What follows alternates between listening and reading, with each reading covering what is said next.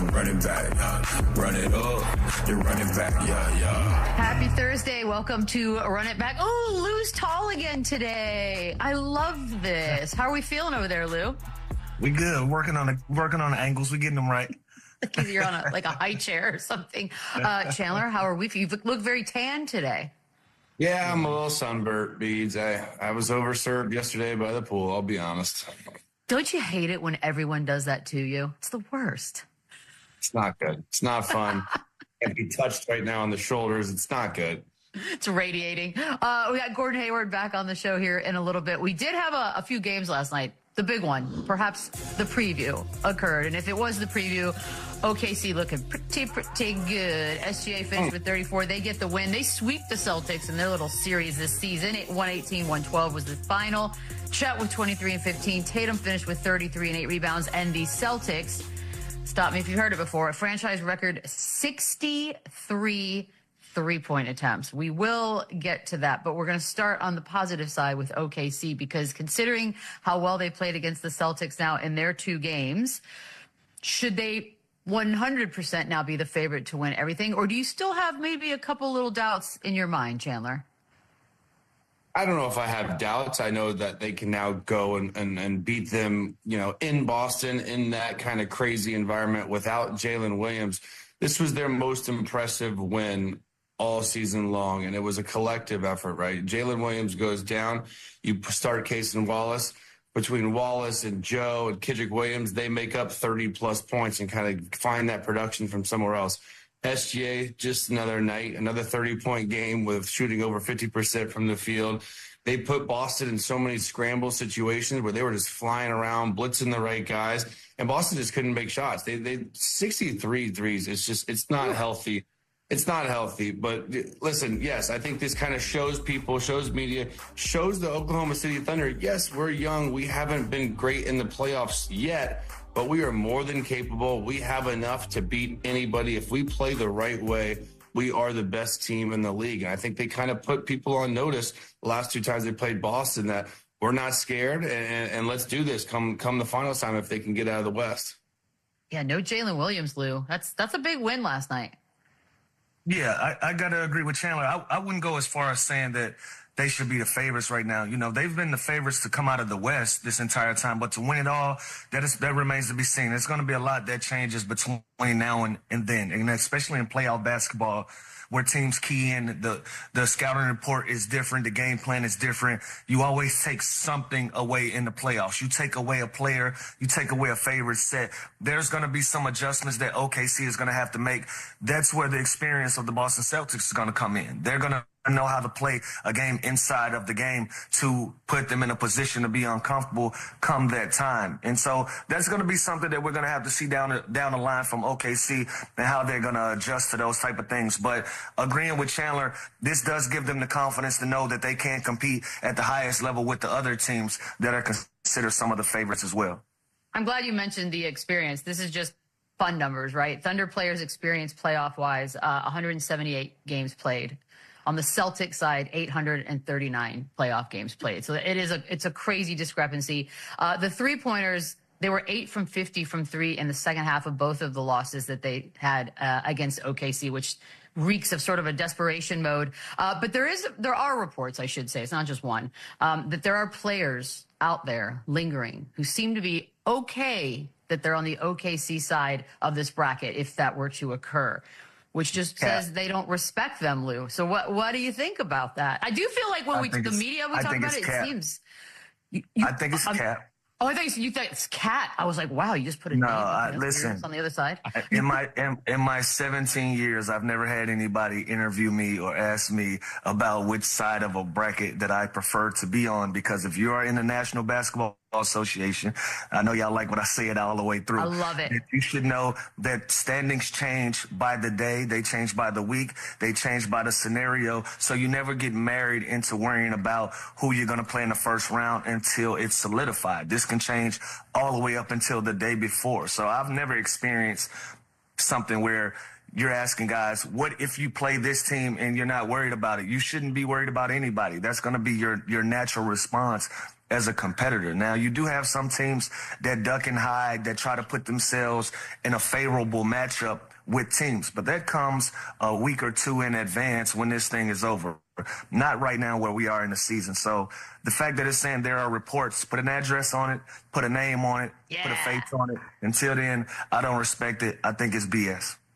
Yeah, and look, they're 12 games up on the 2 seed, so they're going to be the number 1 seed. So this is going to come down to the play-in of who gets that 8 seed, who plays the Thunder, which I guess are all older, more experienced teams with the Timberwolves, the Clippers, the Kings, and the Mavs. But listen, I don't think any of those teams want to see the Oklahoma City Thunder. Maybe the Warriors would prefer the Thunder instead of the Nuggets second round. But again, now you're kind of messing with the game a little bit. Now you're kind of messing with the standings.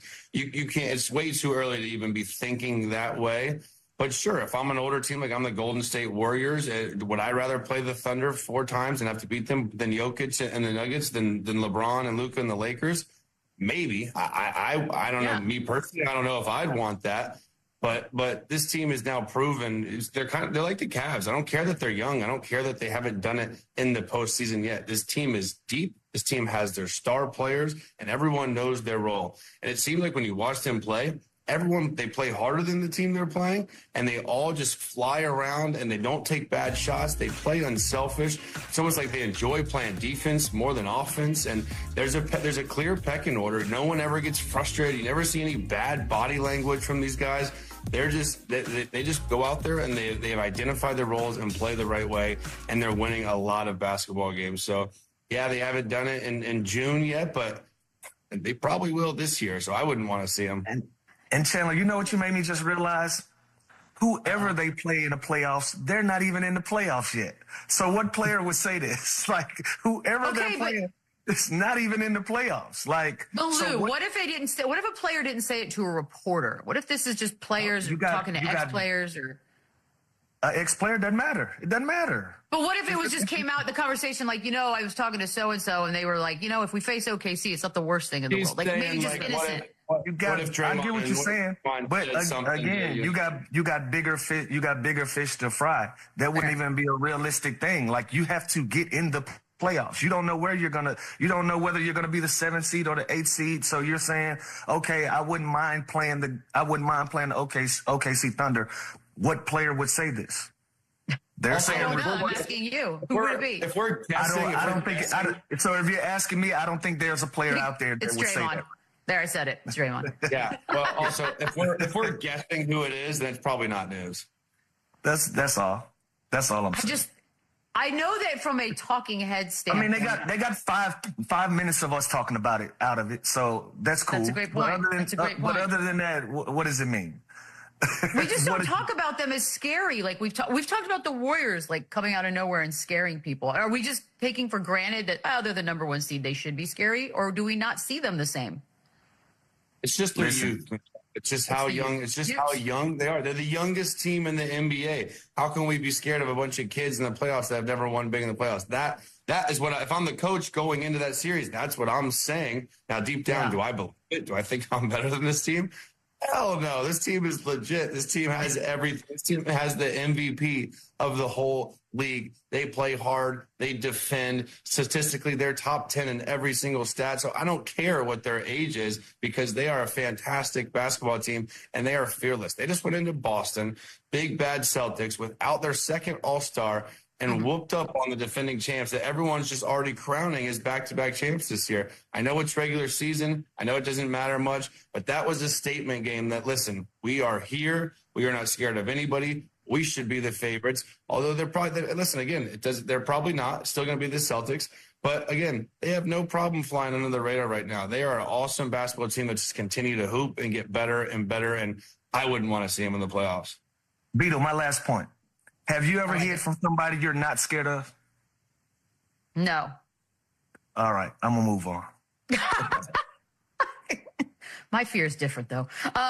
So can we I'm going to only ask this one more time, Lou, MVP-wise, until, Jokic has another killer game, and then we'll bring it back up again. But last night, and P.S., I know, tonight, SGA had his last 2 games, big games, also both on national television. This is almost like kill 2 birds with 1 stone. A, wrapping up the MVP conversation, perhaps, but also I kind of love that a small market team that everyone's already talking about, so that's not going to be great ratings, has now been on national television crushing 2 games in a row. So I know you're SGA all the way.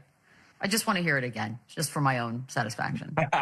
I think at this point he has all things working for him. All cylinders are a go as far as this conversation goes.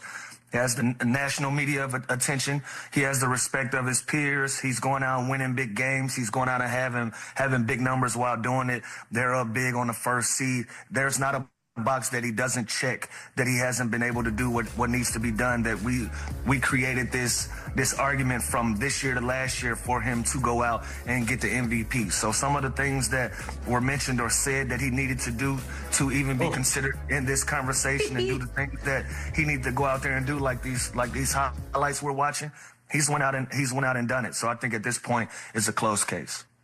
Yeah, done. It's a wrap, literally, knock on wood, unless he doesn't play the rest of the season,